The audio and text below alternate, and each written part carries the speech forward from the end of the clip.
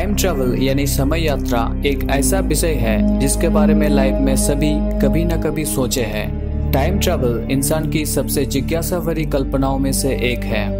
Hello दोस्तों, world needs to know के इस नए एपिसोड में आपका स्वागत है।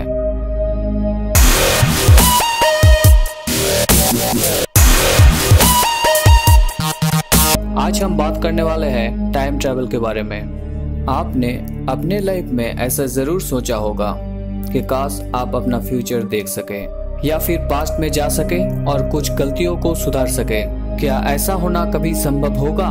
इसे ढूंढने के लिए वैज्ञानिकों ने सालों रिसर्च की। टाइम ट्रैवल को जानने से पहले हमें ये जानना पड़ेगा कि टाइम यानी कि समय है क्या। टाइम से हम किसी चीज या व्यक्ति की अस्तित्व को मापते हैं यानी कि मेजर करते हैं। किसी चीज का एग्जिस्टेंस कितना है वो हम मेजर कर सकते हैं टाइम से।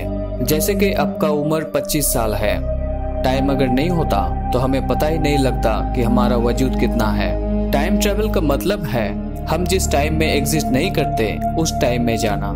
समय एक निरंतर चलने वाली प्रक्रिया है और हम टाइम के साथ चल रहे हैं। तो प्रश्न ये है कि क्या हम टाइम ट्रैवल कर रहे हैं? नहीं, हम प्रेजेंट के साथ ट्रैवल कर रहे हैं। लेकिन हम बात कर रहे थे पास्ट या फ्यूचर में यानी भूतकाल या भविष्य में जाने के बारे में। और कुछ बोलने से पहले मैं एक एक्सपेरिमेंट की बात करना चाहूंगा। दुनिया का सबसे बड़े स्पेस साइंटिस्ट स्टीफन हॉकिंग्स, उन्होंने एक एक्सपेरिमेंट किया था टाइम ट्रैवल को लेकर, जिससे ये पता लग सके कि टाइम ट्रैवल पॉसिबल है या नहीं। उन्होंने जितने भी तरीकों से टाइम ट्रैवल संभव है वो सब थ्योरी लिख के दुनिया के कोने कोने में फैला दिया और उसमें ये भी लिख दिया कि अगर फ्यूचर में किसी को ये लेख मिलती है तो वो जरूर पास्ट में ट्रैवल करके उनके पास आए। उन्होंने आने की तारीख और समय भी उल्लेख कर दिया। फिर वो इंतजार करते रहे ताकि उस दिन फ्यूचर से कोई आए और उनसे मुलाकात करे, लेकिन कोई नहीं आया। उनका वो एक्सपेरिमेंट फेल हो गया। आपको ये बता दे कि क्यों वो इतने सारे थ्योरी दुनिया के हर कोने में फैलाया। क्योंकि वो जानते थे कि उनका टाइम ट्रैवल की जो थ्योरी है उसे अभी के टेक्नोलॉजी से टाइम ट्रैवल नहीं किया जा सकता। फ्यूचर में ये थ्योरी किसी को मिलने वाली है, ये मानकर उन्होंने ऐसा एक्सपेरिमेंट किया।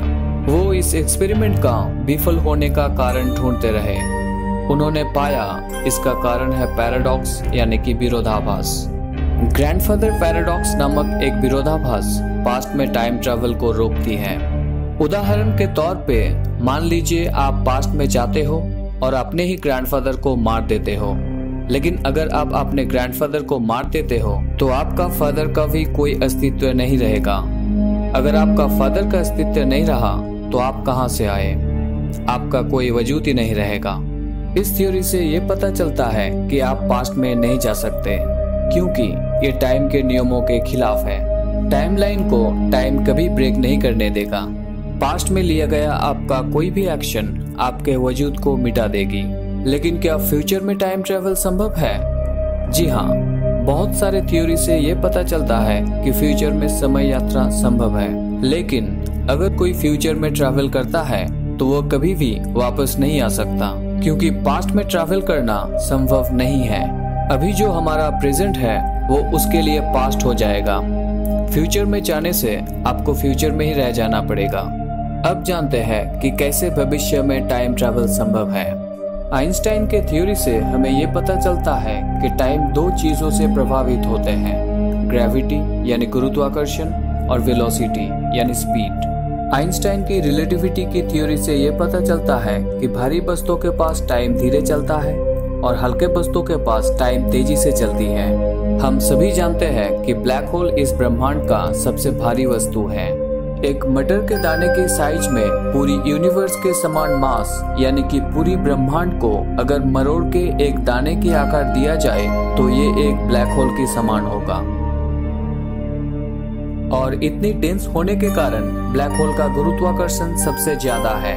अगर हम एक ऐसा रॉकेट बना सके जिससे हम हमारे सबसे पास के ब्लैक होल जो 3000 लाइट ईयर्स की दूरी पर है उसका एक चक्कर लगा के आ सके तो हम जब पृथ्वी पर लौटेंगे तब पृथ्वी कई साल आगे निकल चुकी होगी। अगर चक्कर लगा के आने तक रॉकेट को 10 साल लगे तो पृथ्वी पर 50 साल बीत जाएंगे। अगर हम एक ऐसी ट्रेन बना सके जो सेकंड में पृथ्वी को 7 बार प्रदक्षिण कर सके तो ट्रेन की स्पीड लाइट की स्पीड के 99.99% होगा।